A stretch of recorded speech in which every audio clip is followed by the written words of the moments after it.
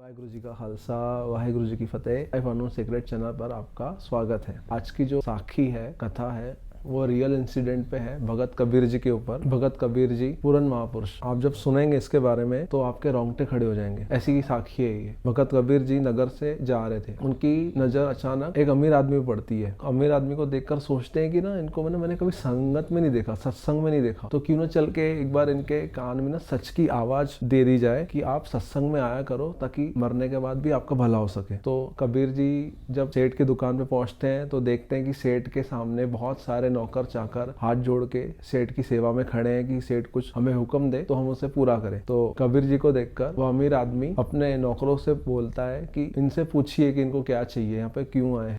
नौकर आता है, कबीर जी को पूछता है कि हाँ जी, आपको क्या चाहिए। कबीर जी बोलते हैं कि सेठ से बात करनी है, आपके सेठ के कान में सच की आवाज देनी है।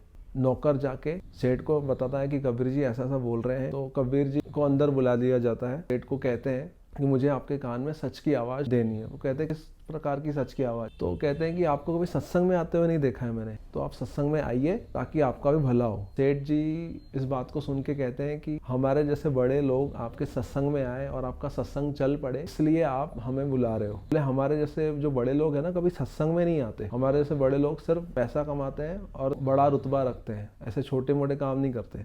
आप जाओ यहाँ से। कबीर जी चले जाते हैं वहां से। दूसरे दिन कबीर जी फिर गुजरते हैं उसी नगर से और उनकी नज़र सेठ पे पड़ती है। तो कबीर जी सोचते हैं कि शायद उस समय उनकी जो मनोस्थिति है वो शायद अच्छी नहीं होंगी, उनका मन नहीं होगा ये बात सुनने के लिए, कहीं और व्यस्त होंगे, इसलिए उन्होंने मेरी बात नहीं सुनी। एक बार फिर से कोशिश करके देखते हैं। कबीर जी फिर जाते हैं। जैसे ही जाते हैं उनकी दुकान में तो सेठ उनको देख के अपने नौकरों को बोलता है कि भाई इनको कुछ दो और यहाँ से इनको जाने दो। तो जब नौकर कुछ लेके आता है कबीर जी को देने के लिए, तो कबीर जी बोलते हैं मैं मांगता नहीं हूँ, मैं मांगने वाला नहीं हूँ, मैं बताने वाला हूँ, मैं सच की आवाज देने आया हूँ सेठ जी को। नौकर जाके बताते हैं कि कबीर जी ऐसा ऐसा बोल रहे हैं। तो सेठ बहुत नाराज हो जाता है कि भाई मेरा कितना कीमती समय है। सेठ कहता है नौकर को ये डंडा पकड़ और कबीर जी को डरा के भगा दे यहाँ से, धक्के मार के भगा यहाँ से। तो जो नौकर है वो सेठ की बात सुनकर नौकर कबीर जी को वहां से भगा देते हैं धक्के मार के। कबीर जी तीसरी बार उस नगर में जाते हैं। तीसरी बार फिर उनके मन में विचार आता है कि शायद समय ग्राहक थे, पैसा हर किसी को प्यारा है, एक बार फिर से कोशिश की जाए। तो कबीर जी तीसरी बार जाते हैं तो सेठ उनको देखते ही गुस्सा हो जाता है कि फिर से आ गए अपने सत्संग में मुझे बुलाने के लिए। तो सेठ ने क्या किया, नौकरों को कुछ पैसे दिए और कहा कि इनको मार मार के इनको अधमरा करके भेज दो यहाँ से। नौकरों ने मार मार के कबीर जी को अधमरा करके वहां से भेज दिया। मैं यहाँ पे एक छोटी सी बात रखना चाहूंगा कि कबीर 3 बार क्यों सेठ के पास गए। एक बार कीड़ा नदी में डूबता जा रहा था, संत जी ने उसे हाथ देकर रोकने की कोशिश की। उसने क्या किया, हाथ पकड़ा तो नहीं संत जी का हाथ, ऊपर डंक मार दिया। तो संत जी ने क्या किया, पहला हाथ हटा के दूसरा हाथ दे दिया। कीड़े ने दूसरे हाथ पे भी डंक मार दिया। इतने में जो संत के सेवादार थे वो संत जी से बोल रहे थे कि इसने दोनों हाथों पे आपको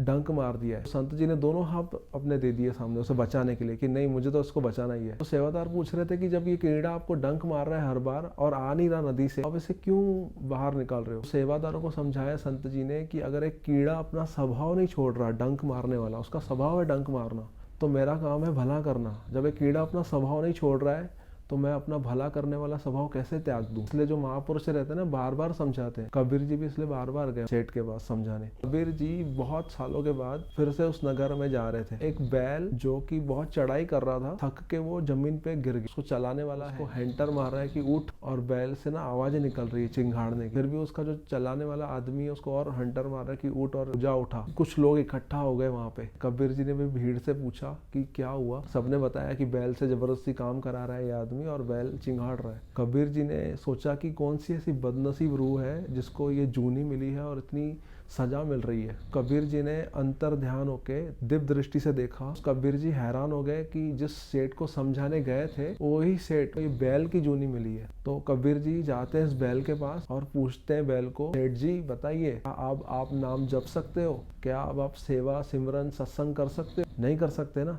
अभी आपको बैल की जूनी मिली, आप चाहकर भी नाम नहीं जप सकते। तो जो आजू बाजू के लोग हैं कबीर जी को पूछते हैं कि आप क्या बात कर रहे हो, बैल से क्या पूछ रहे हो। तो कबीर जी कहते हैं कि ये जो है वो सेठ था कुछ साल पहले, हीरो का व्यापारी था, ये वही रूह मरने के बाद उसको बैल की जूनी मिली। बैल की जूनी मिलने के बाद ये हाल हुआ है। तो सभी लोग सुन के ना हैरान हो जाते हैं कि इतना बड़ा सेठ और मरने के बाद इतनी खतरनाक जूनी और इतनी सजा। जो भीड़ में जो लोग रहते हैं वो कबीर जी के आगे हाथ जोड़ के बेनती करते हैं कि हमें भी बताइए उपाय, कि ताकि हमारे ऊपर कभी ये दिन ना आए, हमें ना कभी जोनी में जाना पड़े बैल की, और हमें ना सब कुछ ये भोगना पड़े। तो कबीर जी कहते हैं कि अगर आप नाम जपेंगे, सत्संग करेंगे, सिमरन करेंगे, सही मार्ग पे चलेंगे, तो आपको ये जो जोनियां नहीं भुगतनी पड़ेगी। और गुरु ग्रंथ साहब महाराज जी में ये शब्द है, हर बिन बैल बिराने होइए, उठत बैठत ठेंगा पवे। अगर आप नाम नहीं जपते हो, सत्संग नहीं करते हो, तो बैल की जूनी रेडी खड़ी है आपके लिए। तो ये सच्ची घटना है। तो जिस प्रकार उस सेठ को बैल की जूनी मिली और इतना तंग होना पड़ा, कहीं हमारे लिए भी वो बैल की जूनी इंतजार ना कर रही हो। सभी मेरे जो व्यूवर्स हैं उनसे ये रिक्वेस्ट करूंगा कि नाम सिमरन और सत्संग बहुत जरूरी है। कितना जरूरी है आपको स्टोरी से पता चल गया हो। अगर आपको स्टोरी अच्छी लगी हो तो वीडियो को लाइक और चैनल को सब्सक्राइब कर लीजिए। आपके